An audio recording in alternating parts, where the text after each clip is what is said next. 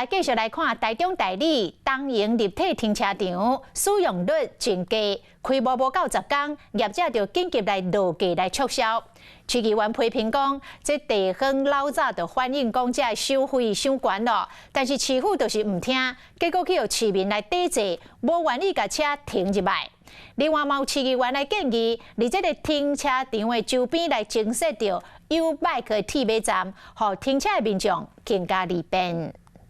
高楼停车所在真坎坷，停车数量煞真少。开2.8亿块东营立体停车场，今年3月初一正式委外经营。不过因为民众感觉月租费含停车费用收过悬，295架汽车停车格，购买200架，无人准文，和地方免个无力。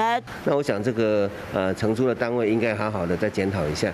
地方早就反映过收费收过悬，市府就是唔听，结果去市民抵制，所以无想要甲车拆掉车。所以我们希望说这里能够有 bike 的点，让东荣停车场更好用。停车场业者都无到10天，紧落价促销，修改临时停车收费由本来6.30降到20块，当时一天嘛上济收200，希望当抢救成立。U-Bike 设站，市府是讲会搁再评估。嗨，我是庄宇杰，想要看到更多的新闻内容吗？赶快订阅华视新闻的 YouTube 频道，并且开启小铃铛，跟着宇杰一起看新闻吧。